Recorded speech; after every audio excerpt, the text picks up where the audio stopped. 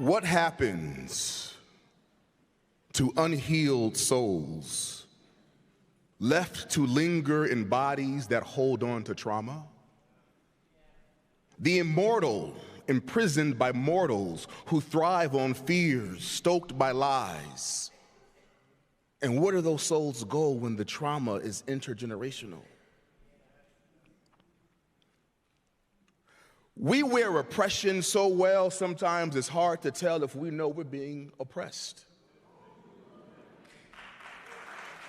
We wear stress like it's tailor fit,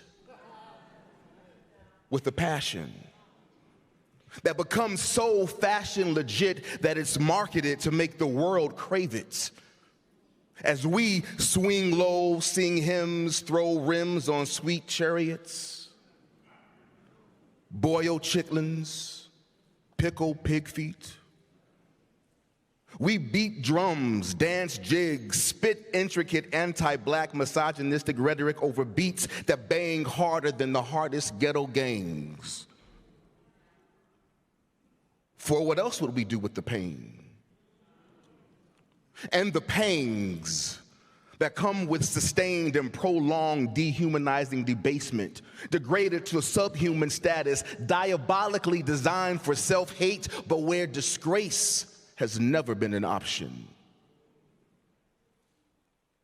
We even face fear with such defiance.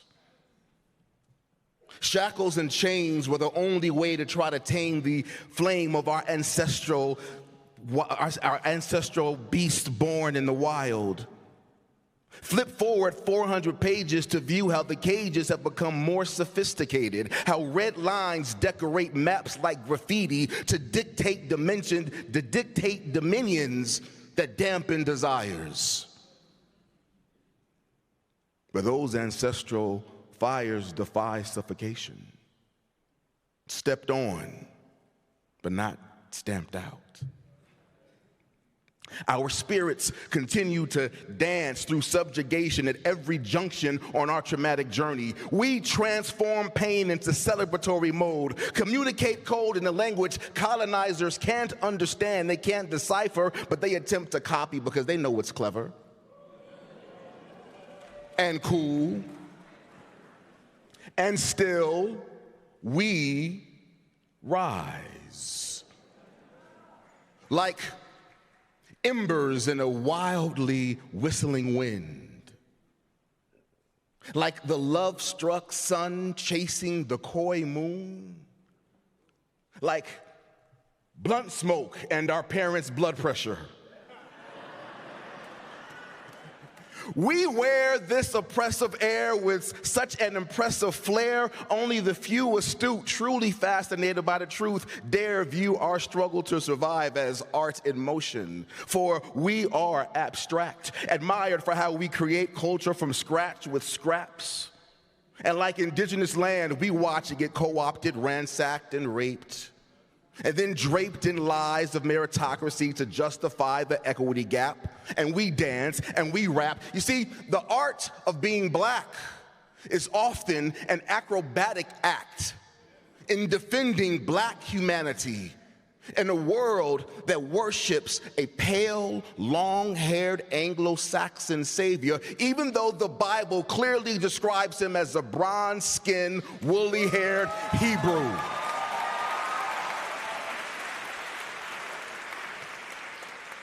And revisionist history continues right before our very eyes each time the importance of black lives is denied. What happens to unhealed souls left to linger in bodies that hold on to trauma? The immortal imprisoned by mortals who thrive on fears stoked by lies. And where do those souls go when the trauma is intergenerational?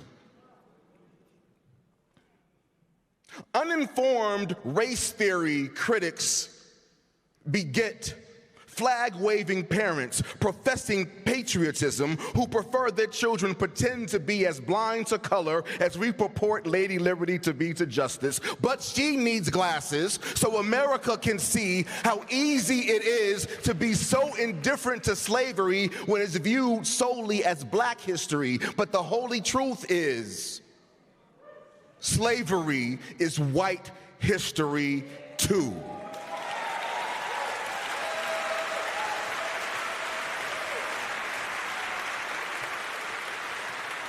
As white as snow-covered plantations in the winter cold, as white as cotton before picked by bloody pricked fingers, as white as white abolitionists, and as white as the white men who owned slaves themselves. How much of a toll does it take to drown a soul in a sea of wickedness? To twist and contort to justify an evil that annihilates human rights in the name of God? And what of the intergenerational transmission of trauma passed down to the descendants of those whose religion was genocide and theft of other human lives? And what of the souls of the descendants of the voiceless who had no choice but to stand idly by? As the fear of replacement theory reappears, the soul of America continues to dance at the dawn of the freedom Du Bois discussed in 1903. The color line continues to be problematic in a 21st century melting pot where we still celebrate Columbus Day but opt to admit his role in the slave trade. Confederate flags still get waved to commemorate defeated states whose desire to own slaves was so great they initiated an uncivil war on their own country.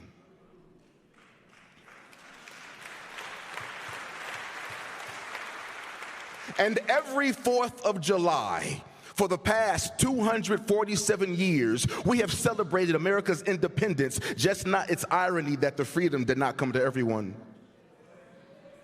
Since the 19th of June, 1865, free black people have used that historical day in Galveston to celebrate the end of legal chattel slavery. But now that Juneteenth is finally a federal holiday, this is an opportunity for all of America's wounded souls to strive toward a collective healing. Lies corrected. Learning and teaching the yin and yang of our history so our children can see that we are all connected by America the beautiful and America the ugly. Juneteenth is a celebration of stamina personified, unfiltered patriotism that despite 250 years of slavery, 90 years of Jim Crow, 60 years of separate but equal, 35 years of discriminatory housing, our souls undeterred still jubilee dance to this freedom deferred. We are art in motion. Through the trauma of a birth of a nation whose foundation was built upon a manifest destiny of lies, looting, and genocide, and policies and philosophies designed to keep up this racial divide, we can continue to find space to illuminate. Juneteenth is not just a black holiday, it's an American holiday.